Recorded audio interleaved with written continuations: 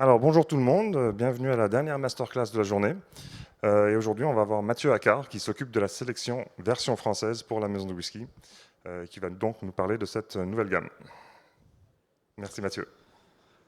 Donc, bonsoir à tous. Je vais commencer par me présenter succinctement. Après, on parlera un petit peu du whisky français en règle générale. Et puis, on attaquera assez vite la dégustation pour vite attaquer la dégustation, tout simplement. En ce qui me concerne, je me suis intéressé au whisky français assez tôt, pour être honnête. Et il y a 7-8 ans, quand vous parliez de whisky français, alors Whisky Live, on n'en parlait pas, ou presque pas. Et sinon, on vous regardait comme un type un peu bizarre, qui n'avait pas tout à fait compris ce qu'était le whisky. Donc ça, c'était il y a 7-8 ans. Et puis en 2015, avec un ami, on a commencé à se pencher un peu plus sur le whisky français. Et on s'est dit à ce moment-là qu'il n'y avait pas d'infos transparentes, beaucoup de choses un peu floues sur Internet. Et donc on s'est dit, on va faire le tour de France, on va recenser toutes les distilleries, on va aller voir les producteurs, et on va monter un site qui leur permet de prendre la parole, voilà, simplement pour avoir au moins un endroit assez exhaustif où on puisse retrouver toutes les informations sur le whisky français. Donc ça, c'était en 2015. Et puis, 5 ans plus tard, pendant le confinement, là, les mentalités avaient un petit peu évolué. Le whisky français, on sentait qu'il y avait quelque chose d'un peu tendance qui se passait. Et donc, on s'est décidé à monter une gamme de négoces avec la maison du whisky. Et à ce moment-là, moi, j'étais assez ravi de participer à la sélection, d'autant que j'avais déjà noué quand même pas mal de connexions avec les producteurs. Donc, ça faisait sens. Alors, quand on a lancé cette gamme-là, on n'a pas voulu réinventer les choses, on s'est inspiré de ce qu'on connaissait, à savoir le négoce écossais. On s'est inspiré des grands, Gordon MacPhail, Signatory Vintage. Et donc quand on a créé version française, l'objectif, c'était vraiment de valoriser le producteur. C'est pour ça que c'est l'information principale sur l'étiquette, ça reste le nom du producteur. Et nous, version française, on vient apporter une caution qualité, parce qu'on va sélectionner uniquement les barriques qu'on trouve un petit peu exceptionnelles, un petit peu au-dessus du lot. Comment ça se passe la sélection? En règle générale, on parcourt un petit peu la France, on ramène plein d'échantillons et on déguste tout à l'aveugle.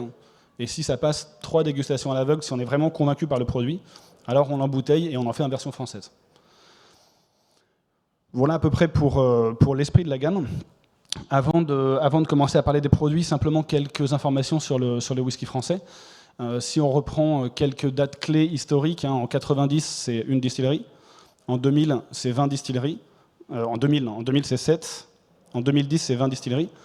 Et aujourd'hui, on est probablement au-delà des 100 distilleries.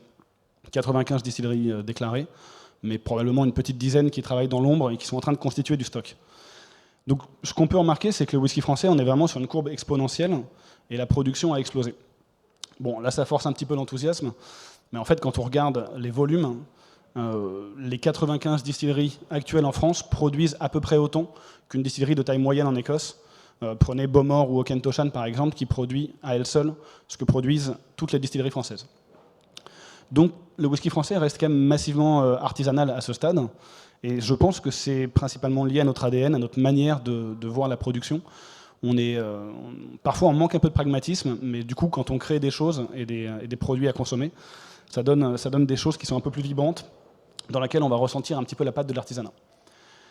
Deuxième point important, le marché du whisky français en France est assez particulier, parce qu'on est les plus gros consommateurs de whisky au monde. Un Français boit à peu près 2,25 litres de single malt par an. Donc là, c'est un chiffre de but en blanc, ça ne vous dit pas grand-chose, mais c'est à peu près 2 fois plus qu'un Irlandais. Donc ça se pose là quand même. Donc on a un peuple qui consomme du whisky et qui commence à en produire. Et c'est vraiment à ce moment-là que version française, on veut accompagner ce mouvement en sélectionnant les meilleures barriques de France et en valorisant les producteurs autant que possible. Donc voilà pour la petite intro. Je vous invite assez rapidement à prendre le verre numéro 1 et commencer par le sentir.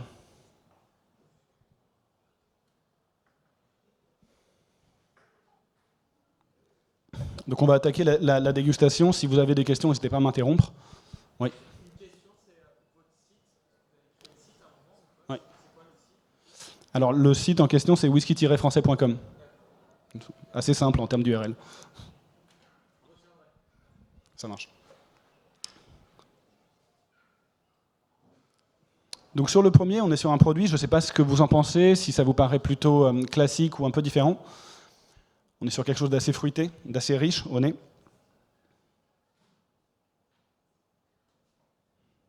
Est-ce qu'il y en a qui trouvent que le produit est un peu étonnant, un peu inhabituel, ou est-ce que ça vous paraît assez classique?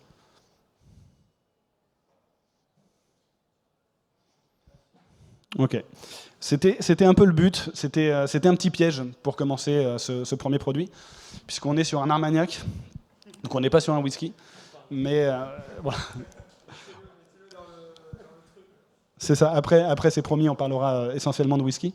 Mais en fait, on a ouvert la gamme version française à l'Armagnac cette année, et sur les 5 fûts qu'on sort, il y en a un qui est très différent, qui est un Armagnac qui est issu d'agriculture biodynamique, et qui nous faisait plus penser à un vieux Linkwood, un vieux Speyside. Et donc c'est pour ça qu'on a voulu le mettre dans cette dégustation.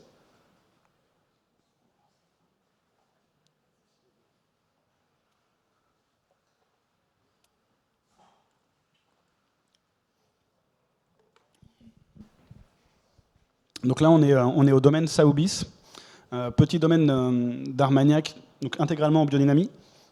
L'autre raison, à part le plaisir de faire un petit piège pour laquelle on a mis cette bouteille ici, c'est que on voulait, par ce produit-là, montrer qu'en France, on a une expertise en matière de production de spiritueux qui ne date pas d'hier. Ok, le whisky, on s'est lancé en 84 avec la distillerie Waregem, mais en fait, des eaux de vie vieilles sous bois, on en fait depuis des siècles. Et l'Armagnac, c'est la plus vieille eau de vie française, donc ça fait plus de 7 siècles qu'on fait de l'Armagnac. Et c'est un produit dont on va pouvoir tirer parti, parce que voilà, on a une expérience de la distillation et du vieillissement qui va être assez utile dans la production du whisky derrière. Je vous laisse découvrir le produit. S'il y en a qui veulent faire des remarques, surtout n'hésitez pas. Alors, c'est à 46 degrés 1. Donc c'est assez bas finalement en degrés par rapport à ce qu'on a l'habitude de faire dans version française. Les Armagnacais ont une méthode de réduction qui est assez unique et que beaucoup de distilleries françaises ont reprise pour le whisky, qui est la réduction lente. Donc, ça veut dire que plutôt que de le faire à la écossaise, du type mes fûts sont prêts, j'assemble tout dans une grosse cuve et je réduis avec de l'eau en quelques semaines. Ici, on va ajouter un petit peu d'eau au fur et à mesure des années, de manière à ce que vraiment la réduction soit intégrée. C'est ce qui vous permet d'avoir un produit qui soit assez gras, avec une vraie texture pour le coup. Si personne n'a de remarques sur celui-là, je vous invite maintenant, c'est promis, il n'y aura plus de pièges. On va attaquer le whisky pour de vrai, avec le verre numéro 2.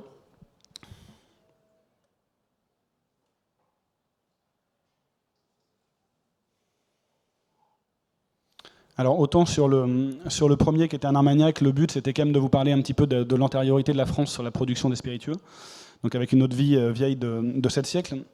Autant pour le second, on est sur une distillerie qui est assez récente, dont vous avez peut-être déjà entendu parler, qui s'appelle la distillerie du Vercors, qui a commencé sa production entre 2014 et 2016, petit à petit avec beaucoup d'essais, et qui est une distillerie qui est assez intéressante, parce qu'elle va prendre le parti de travailler sur un alambic qui distille à basse température. Ça, c'est la distillerie du Vercors, qui est quand même un lieu assez canon. Et voici les petites bêtes qui produisent le whisky que vous êtes en train de déguster. Donc, ce qui est intéressant, c'est que dans le whisky français, en fait, vous avez 3 types de producteurs qui se sont lancés. Il y avait ceux qui distillaient déjà. C'est le cas, par exemple, de Waregem, la pionnière. Donc, ils produisaient déjà des eaux de vie. Ils avaient l'alambic, donc le whisky, finalement, ils avaient déjà fait une partie du boulot. Vous avez ceux qui étaient des brasseurs avant. Et ils avaient déjà commencé à... Ils avaient déjà la maîtrise de la matière première, ils savaient faire des brassins, donc il fallait juste rajouter la distillerie. Et vous avez une 3e catégorie de producteurs français qui sont ceux qui sont partis d'une page blanche, dont la distillerie du Vercors. L'avantage de cette catégorie-là, c'est que du coup ça ouvre un peu tous les possibles, et ça permet de montrer qu'en France, on peut aussi être dans l'innovation en matière de production de whisky. Oui.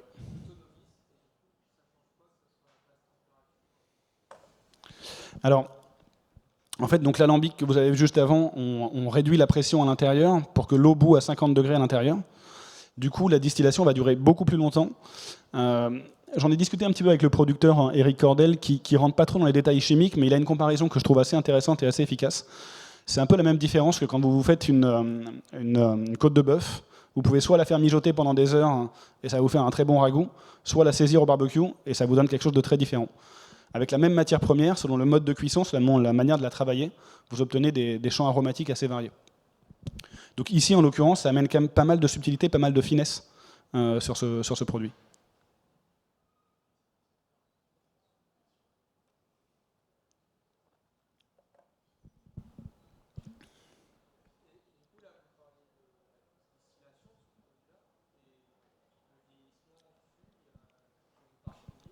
Alors oui, bonne question sur la partie du vieillissement en fût concernant celui-ci. Vous avez principalement du travail sur du fût de chêne neuf. C'est ce qui permet en très peu de temps d'apporter beaucoup de tanins, beaucoup d'arômes. Et vous avez un petit finish dans une autre essence de bois qui va apporter un peu de complexité, qui va permettre d'avoir un produit qui soit un peu plus cisaillé, pour le coup.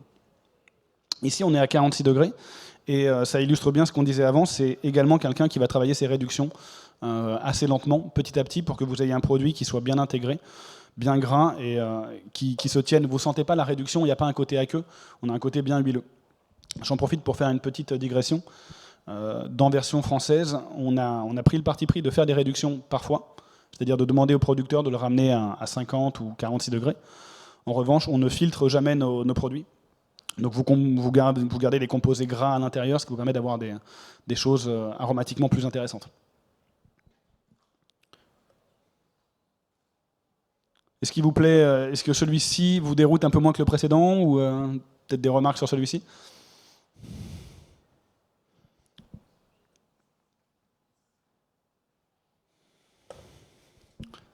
Donc un dernier détail sur la distillerie du Vercors.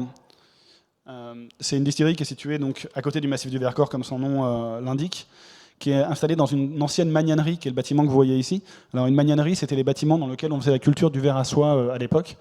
Et c'est une distillerie à côté duquel vous avez un séquoia géant qui a donné son nom à la marque. Donc c'est pour ça qu'il s'appelle non pas distillerie du Vercors, mais séquoia. On est sur un millésime de 2017, donc assez jeune. Ceci dit, l'une des tendances du whisky français, c'est de montrer que par la bonne utilisation de la distillation, par l'utilisation des fûts, on est capable de produire des choses complexes et abouties en peu de temps. Ça reste un avantage tactique plutôt intéressant, parce que quand il vous faut attendre 12 ans avant de sortir votre produit, bon, en termes de trésorerie, il faut avoir les reins un peu solides, quoi.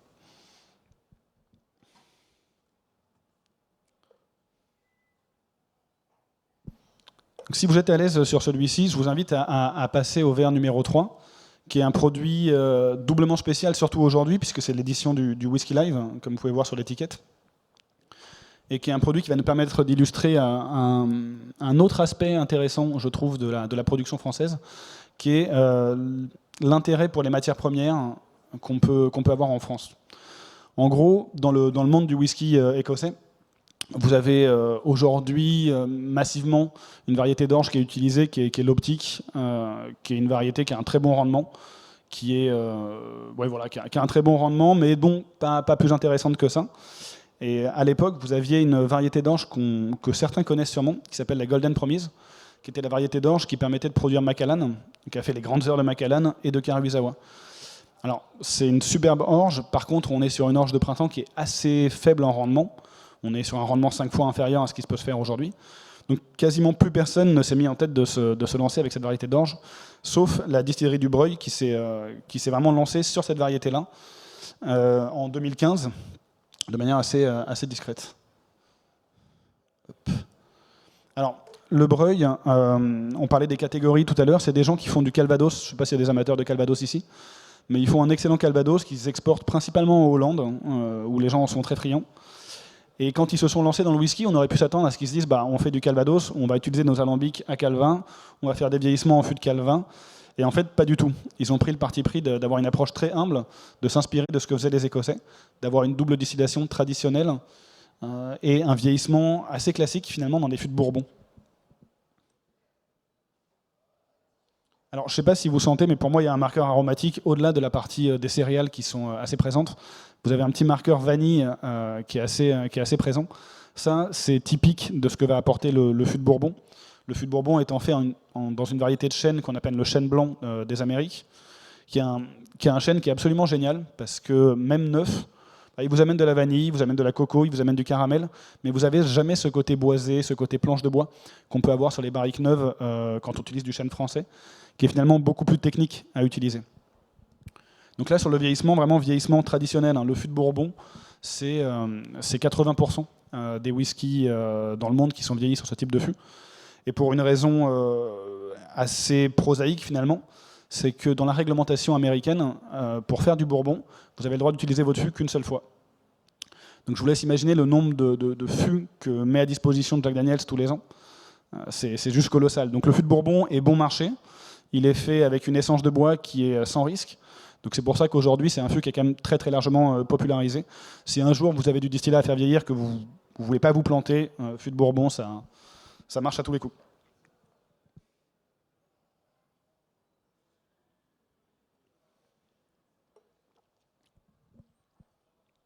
Alors là, on monte un petit peu dans les degrés. On passe au-dessus de la barre des 50, donc on est sur un produit qui a quand même une belle structure, qui est assez riche. Et une chose, moi, qui me marque assez rapidement, c'est quand même qu'on a réussi à conserver les céréales, malgré la distillation, malgré le vieillissement. Et ça, c'est dû à un sacrifice dans la production. Donc je pense que vous êtes tous familiers de la double distillation. Et en général, tout le monde vous dit, on fait une double distillation et on ne conserve que le cœur. En fait, c'est à peu près normal, parce que ce qui sort en début de deuxième distillation sont des composés, des méthanols, des choses que vous n'avez pas envie de servir à vos clients. Et ce qui vient en fin de distillation sont des composés plutôt soufrés, qui vont vous donner un petit côté œuf pourri. Donc là aussi, je pense que commercialement, ce n'est pas forcément le meilleur choix. Donc voilà, tout le monde a tendance à enlever les têtes et les queues de distillation, mais en général, vous le faites uniquement à la seconde passe. Sur le château du Breuil, la petite astuce consiste à le faire dès la première passe, de manière à pouvoir avoir un cœur extrêmement large en seconde distillation et à conserver ces arômes de céréales. Parce que quand vous avez dépensé 8 fois plus que tout le monde pour votre orge, vous avez envie de la garder quand même. Donc ça, c'est vraiment un marqueur très très spécifique du château du Breuil. On conserve notre orge. Après tout, le whisky, c'est quand même une eau de vie de céréales. Et donc eux, ils ont fait le choix de mettre l'accent là-dessus. Je crois que j'ai un petit chant de Golden Promise pour illustrer ce propos. Est-ce que vous avez des questions à ce stade sur ces 3 premiers produits ? Oui.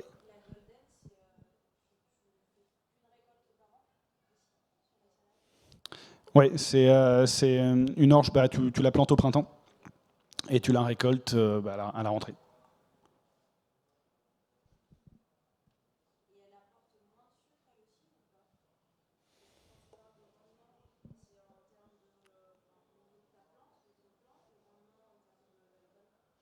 Alors, sur une question pour expliquer le rendement, oui, c'est purement en termes de rendement à l'hectare. Combien d'hectares de Golden il te faut pour faire 1 litre d'alcool pur? Donc après, je ne sais pas à quel moment ça se fait. Je suppose que oui, ça joue principalement en fermentation. Fermentation dont on parlera peut-être un petit peu plus après d'ailleurs.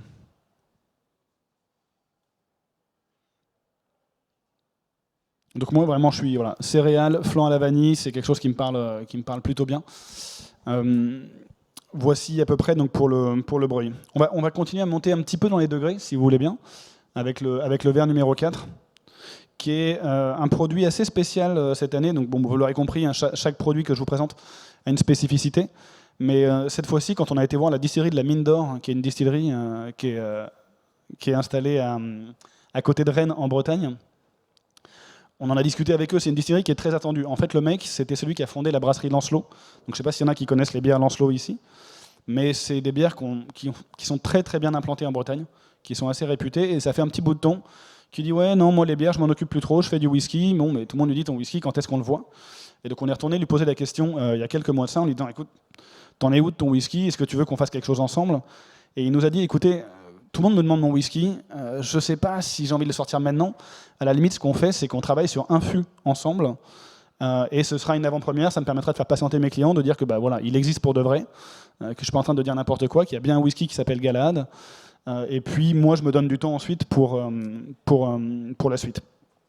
Ce qui est très intéressant sur celui-ci, c'est que c'est la première fois qu'on a pu participer aussi, avoir de vraies discussions sur le vieillissement et où est-ce qu'on voulait aller. Ici, vous êtes sur un produit qui est issu d'une petite colonne stop-fleur, donc d'un alambic, d'un petit alambic avec une petite colonne.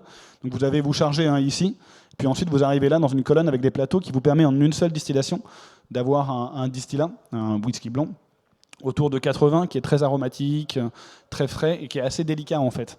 C'est un distillat qui est presque consommable en l'état. Hein. Quand vous allez à la sortie de l'alambic, que vous mettez le doigt dessous, c'est déjà très intéressant.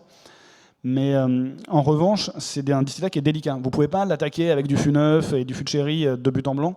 Il faut être assez minutieux sur le vieillissement pour essayer de le magnifier et d'en faire quelque chose qui se tienne.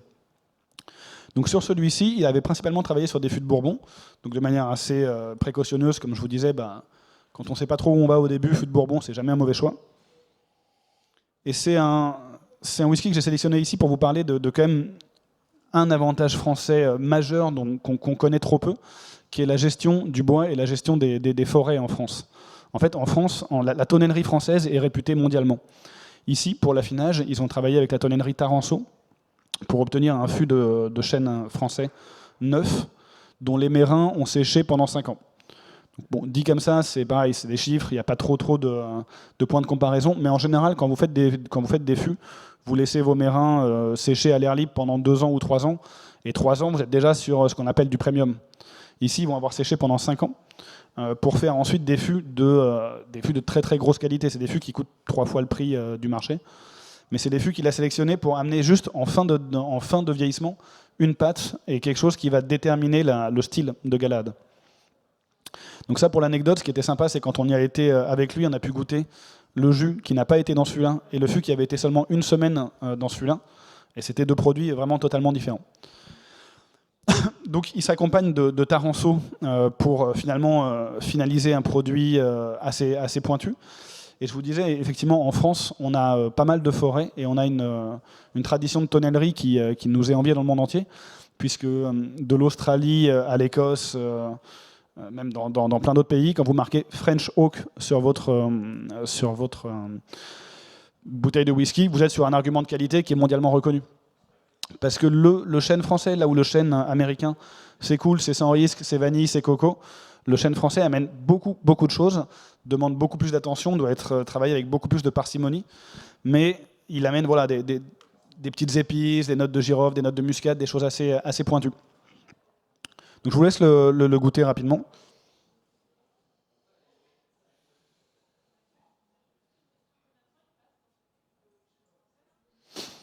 Alors il a passé 5 mois dedans, et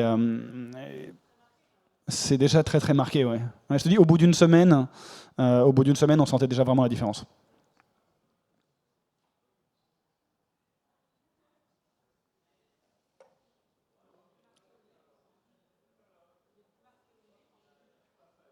Ouais, mais en bouche, je trouve qu'il a un petit côté un peu long sur les épices.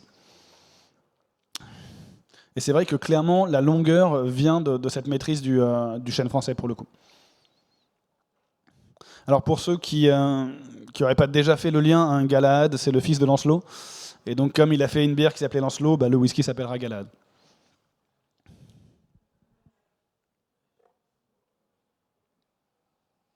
Donc ici, on s'est arrêté à 53 degrés dans la réduction, pour le maintenir à un niveau qui nous plaît. Dans la version française, on est quand même plutôt assez fan des hauts degrés.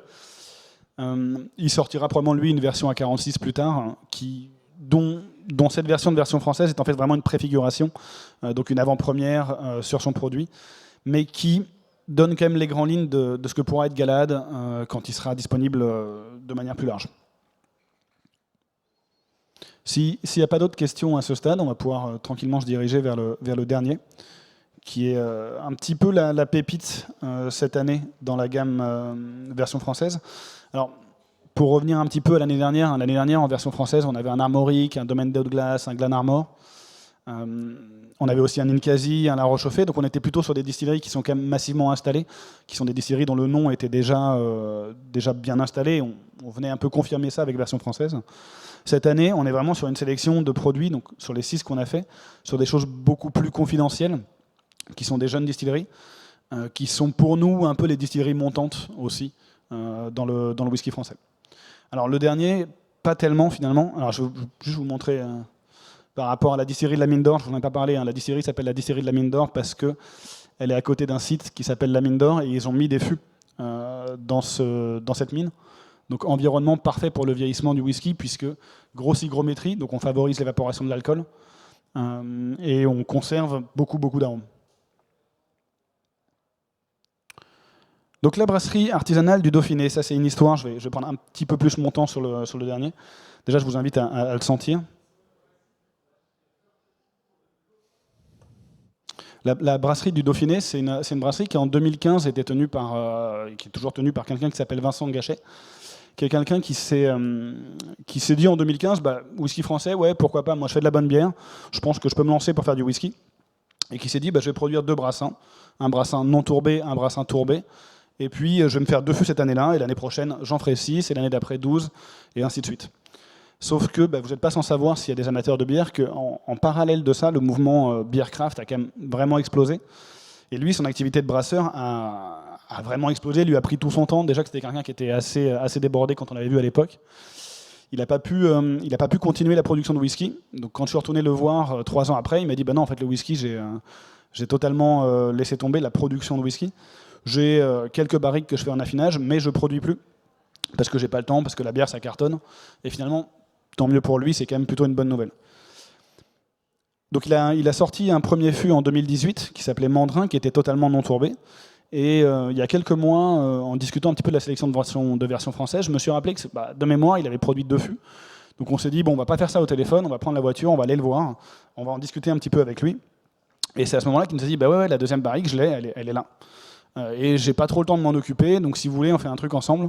Et donc à ce moment-là, on a travaillé donc, sur ce Mandrin 2015, qui est le second et ultime fût de la brasserie du Dauphiné, qui n'aura produit dans son histoire du coup que 2 fûts. Voilà, on est sur du confidentiel pour le coup. Single cask, 250 bouteilles, uniquement 2 fûts.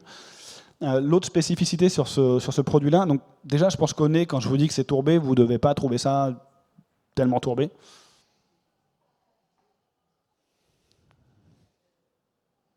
On a une petite pointe de fumée, des notes un peu de céréales grillées. On n'est pas sur une grosse tourbe comme on peut l'avoir sur Riley. Et pour cause, il a travaillé avec un bouilleur de cru ambulant. Donc là aussi, c'est une tradition française qui est assez intéressante. C'est qu'on a une tradition de bouilleur de cru ambulant qui sillonne des régions productrices pour, en général, distiller des eaux de vie de fruits. Parce que la distillation de l'eau de vie de fruits, c'était principalement une manière de conserver les fruits. Si vous voulez, vos céréales, quand vous les récupérez, vous pouvez les mettre en dormance pendant plusieurs mois. Vos fruits, au bout d'un moment, ils vont plus trop être comestibles. Et donc, traditionnellement, on les distillait. C'était une manière de les conserver, une manière d'avoir un produit qui dure dans le temps. Donc pour ce whisky-là, il a fait appel à Gilles Godet, donc bouilleur de cru ambulant, qui a une machine qui est quand même assez unique. Je ne sais pas si tout le monde a déjà vu des alambics de ce type-là. C'est ce qu'on appelle des alambics à vase, et qui sont en fait composés de 4 vases. Donc vous chargez le premier, et ensuite vous avez des micro-distillations qui se font d'un vase à l'autre, avant que ça rentre dans une petite colonne Stubfler qui va terminer la distillation et permettre d'avoir quelque chose de très clean en une seule passe. Seul point faible, ou en tout cas seul fait notoire sur ces types d'alambics, vous avez une sélection des éléments par les micro-distillations qui fait que tous les éléments lourds, tous les éléments gras, les éléments un peu soufrés qu'on n'aimait pas, ne passent pas trop en distillation, vous ne les récupérez pas du tout derrière.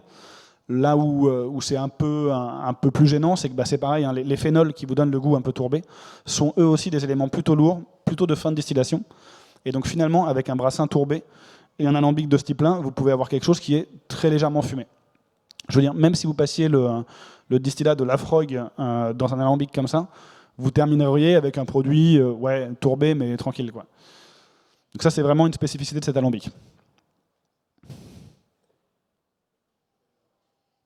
Donc pour celui-ci, c'est le seul brut de fût qu'on présente ce soir. Donc on ne s'est pas senti de toucher au degré hein, quand on a vu ce produit-là. On s'est dit la barrique, elle est vraiment top comme elle est. Pour vous donner quelques clés supplémentaires en termes de vieillissement, vous êtes sur un premier vieillissement dans des fûts de Chassagne-Montrachet, et puis un second vieillissement dans des fûts de Rivesaltes de second remplissage. Donc j'insiste sur le second remplissage. Ça veut dire que c'est des fûts qui ont déjà servi une fois pour mettre du whisky, et qui par conséquent sont un peu moins actifs, vont un peu moins donner la deuxième fois. Si vous voulez un fût, pour faire une comparaison un petit peu vulgaire, c'est un peu comme un sachet de thé. Première fois, c'est beaucoup de goût, beaucoup de couleurs. Deuxième fois, un peu moins. Et la troisième fois, je vous laisse deviner, ça devient un peu moins marqué également. Donc là, on est sur un produit avec pas mal de complexité. Honnêtement, quand on l'a goûté, on lui donnait 50+, facilement. Parce qu'il a beaucoup de couches successives. Vous avez du cacao, vous avez des notes un peu fumées, un côté cuir, un côté un peu empyromatique. Il y a beaucoup de choses à dire. Et ça fait partie de ces whiskies qui ont un avantage aussi, c'est que c'est des produits avec lesquels vous pouvez avoir une longue discussion, puisque entre le début de la bouteille et la moitié de la bouteille, avec l'oxydation, c'est un produit qui évolue en permanence. Même là, dans votre verre, entre le moment où on l'a servi tout à l'heure et maintenant, il est déjà en train d'évoluer et de vous donner plein de choses différentes. Donc ça, c'est vraiment une petite particularité en plus.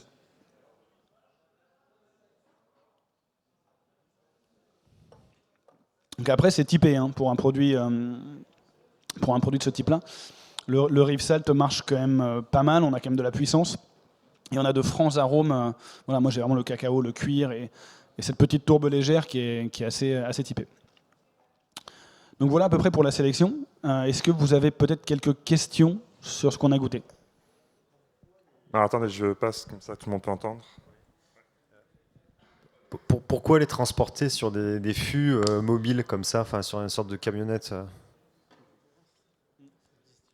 Alors, sur l'alambic, en fait, les vases sont principalement en cuivre, mais ils sont entourés de bois simplement pour que la personne qui manipule l'alambic ne se brûle pas. Donc c'était utilisé pour la distillation d'eau de vie de fruits en fait historiquement, et c'est transportable. Vraiment, vous avez la roue là, vous avez le tracteur qui vient devant, et en général, vous avez un bouilleur de cru qui va couvrir une petite région, aller s'installer sur la plage du village pendant 2-3 semaines. Tous les producteurs du coin viennent avec leur lot de choses à distiller. Il y a un côté un peu festif. Et puis ensuite, ils repartent dans une autre ville, et ainsi de suite. Mais donc ici, voilà, là c'est vrai qu'on voit du bois, c'est un peu trompeur. En fait, à l'intérieur, c'est du cuivre. Et en termes de système de chauffe, c'est de l'injection de vapeur. C'est-à-dire qu'on injecte de la vapeur d'eau, et c'est ça qui va provoquer l'ébullition et permettre la distillation. Une dernière question peut-être? Non, c'est bon. Bah, écoute, merci beaucoup Mathieu. Avec plaisir.